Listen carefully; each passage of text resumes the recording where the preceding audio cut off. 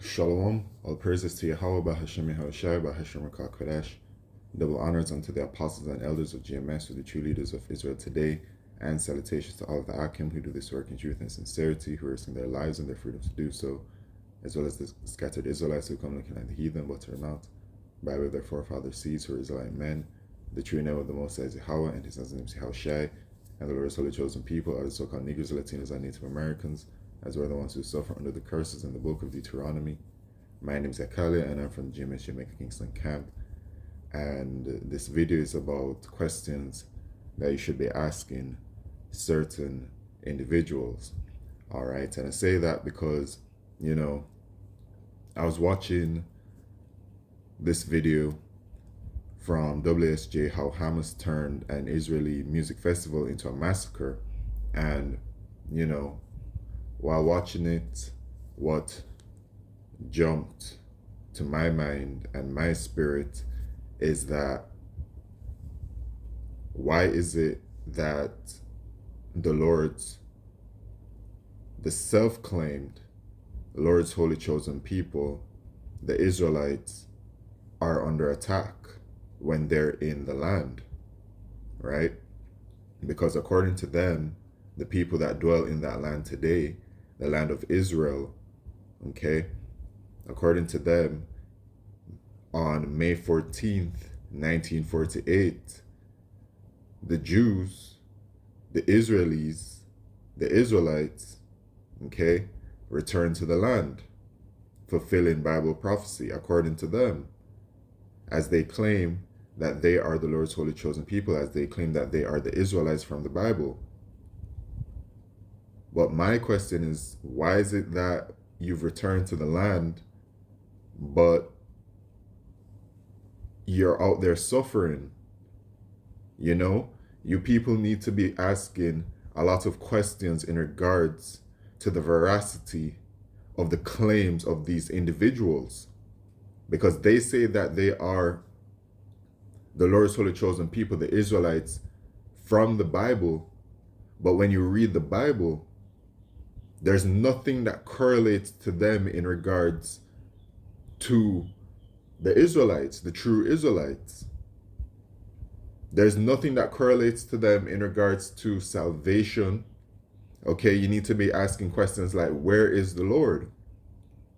Where is Yahushai that is supposed to deliver them, or that was supposed to deliver them and put them back up into the land? They only talk about how there are only 3 tribes. They only know of what? Judah, Benjamin, and Levi. Where are the other tribes at? Where is the northern kingdom at? Where are they at? In the book of Revelation, it talks about even the 144,000 men, 12,000 from each tribe. Where are the other tribes? Furthermore, where are the 144,000? Where's King David? Where is Yahushai?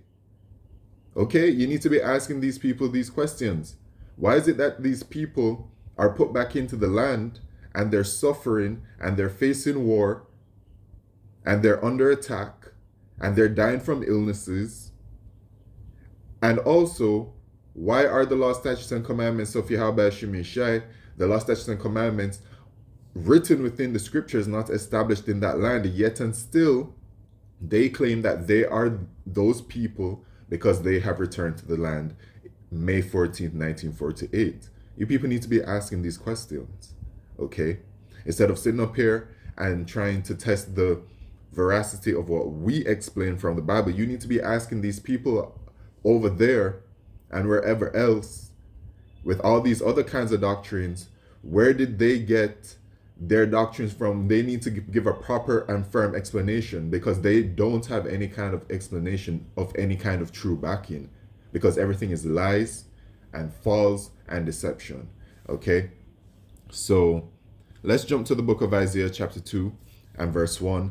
The word that Isaiah the son of Amos saw concerning Judah and Jerusalem, Isaiah the prophet.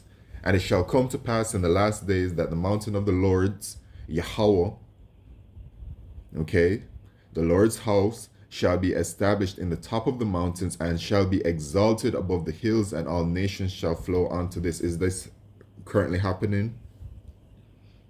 Are they truly exalted? Or is it that they are being exalted, quote unquote, because of a certain kind of backing from another country, which is America, which is Mystery Babylon the Great, having to twist the arm of all of these other nations, okay, forcing them to acknowledge them, right? And many people shall go and say, Come ye, and let us go up to the mountain of the Lord Yahweh, to the house of the power of Jacob, and he will teach us his ways. Teach us his ways. And we will walk in his ways. For out of Zion shall go forth the law and the word of the Lord Yahweh from Jerusalem. Is this happening? It says, For out of Zion shall go forth the law and the word of the Lord Yahweh from Jerusalem. You know what the word and the law of the Lord is? The law, statutes, and commandments. Are those laws, statutes, and commandments as being established in the land of Israel today? Seriously, you must ask yourself this, because it's clear that it's not. Which one of the law, statutes, and commandments of Israel are truly, or rather of Yahweh Shemeshai, are truly, well, it is both, it is all, okay, being established up there among the Israelis, okay, the state of Israel, right? One of them that I know about, that's spoken about in the book of Leviticus, is most certainly not being upheld, okay, because that kind of lifestyle, that alphabet lifestyle, is firmly established over there in Israel today, among the Israelis. Actually, it is one of the prime number one hotspots for such activity over there in the land of Israel. If the law, statutes, and commandments were established, which will be established by the Lord's true holy chosen people, that would never be able to be there. Never. Okay? And it says that Come ye, and let us go up to the mountain of the Lord Yahweh, to the house of the power of Jacob, and he will teach us his ways, and we will walk in his paths. Okay? And this is something that's going to be a willingness from the heathen nations, from the other nations.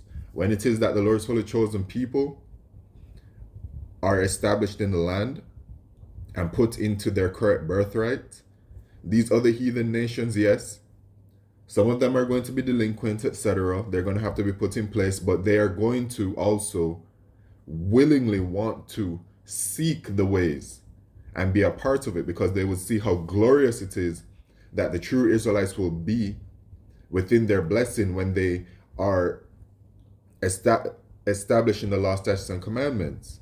When they're established. Okay? This isn't happening with these people. It's not. These other heathen nations, they only work with them because they're under certain kinds of threats. You know what I'm saying? Yeah. Verse 4. And he shall judge among the nations, and shall rebuke many people, and they shall beat their swords into plowshares, and their spears into pruning hooks. Nation shall not lift up sword against nation, neither shall they learn war anymore. And yet and still, all we've been hearing for the past so many years is this World War III. World War III. Wars among nations. Wars between states. War everywhere. That's all we've been hearing about. Okay, but the scripture lets us know that when it is that the Lord's holy chosen people are established up in the land, okay, that there will not be any nation to lift sword against another nation anymore. But here it is. It's not only certain nations that are having tensions among each other, but you have the people over there in the land of Israel today actually being attacked. This don't make no sense based on what they claim that they are. They don't line up with biblical prophecy. Okay? These people claim that they know that they're the Lord's holy chosen people. They claim that they're the Lord's holy chosen people because they always knew that they were the Lord's holy chosen people. Wow. Imagine that. So the book of Deuteronomy just doesn't apply to them, you know. It just doesn't, based on what they're claiming. But it's in the book of Baruch, chapter 2 and verse 30, that lets us know further. For I knew that they would not hear me, because it is a stiff-necked people. But in the land of their captivities they shall remember themselves. So there would be a falling away of the Israelites, that the Israelites will no longer remember who they are. And this is based off of the curses in the book of Deuteronomy, that we will no longer remember our heritage. We will completely forget that we're the Lord's holy chosen people, right? This right here does not correlate with them, because they said that they always knew who they were, and that's why they know that they go up into the land and all these things. They didn't ever say that they forgot who they were, but the scriptures say that in the land of their captivities they will remember themselves. And so when you look at history, real history, or well, and I kind of started there because the history has been rewritten so many times by these people that claim that they're the Lord's holy chosen people, so many times that it's like you even have to question that as well, because there's so much lies and deception, right? And but when you look at the history and you look at what has happened in the past few decades, actually, the Negroes, Latinos, and Native Americans, the ones that were brought over here in cargo slave ships, which even the book of Deuteronomy chapter 28 verse 68 proves that they're not the Lord's holy chosen people, because those people were not carried in cargo slave ships.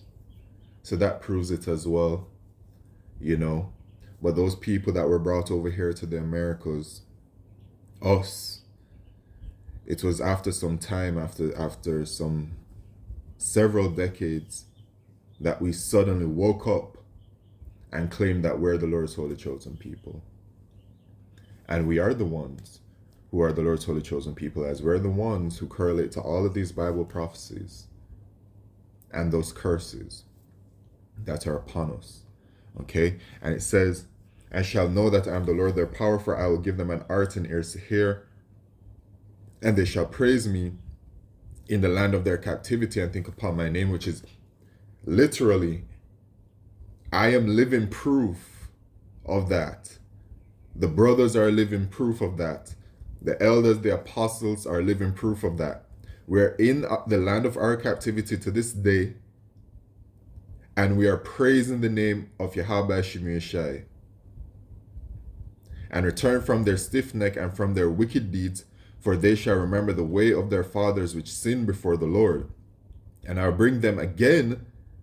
So we will wake up in the land of our captivities and will praise the Lord, and then I will bring them again into the land which I promised with an oath unto their fathers, Abraham, Isaac, and Jacob, and they shall be lords of it, and I will increase them, and they shall not be diminished, and we will be increased. The people over there to this day are being diminished, as you can see what they recently just faced, so-called, right? And I'll make an everlasting covenant with them to be their power, and they shall be my people, and I will no more drive my people of Israel out of the land that I have given them. And that is, to my knowledge, a part of what's happening over there, where there's certain pieces of the land that are being fought over and whatever else. Okay, it's clear to see that these people are not the Lord's holy chosen people based off of the Bible. Okay, it's clear to see. So who are these people? Well, I'm just going to let you know straight up. These are the Edomites. Okay, the ones set to deceive the world when they came back into power. All right, because the Edomites ruled throughout our Greek captivity. They ruled throughout our Roman captivity, and then the Lord put them away for a period of time. This is Revelation chapter 20 and verse 1. And I saw an angel come down from heaven, having the key of the bottomless pit. So the angel is Yahushai, all right, having the key of the bottomless pit, and a great chain in his hand. And the bottomless pit is talking about Europe. And he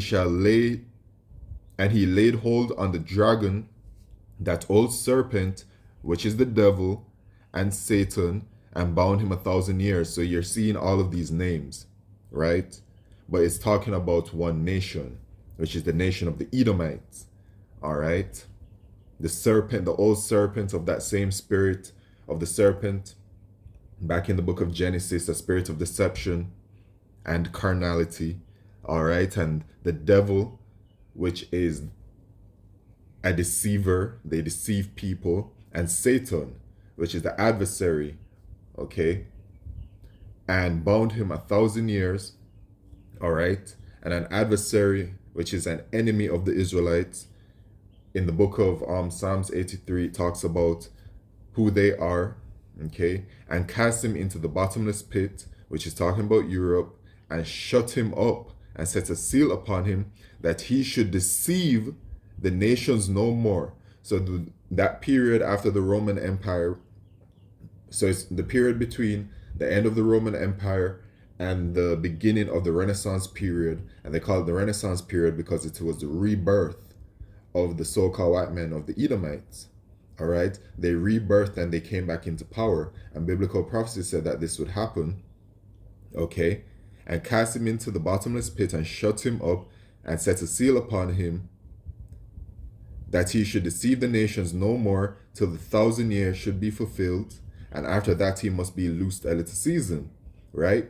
So that period went by. People know it as the Dark Ages or the Byzantine Empire, all right, which was ruled by our people, all right, and there are many images.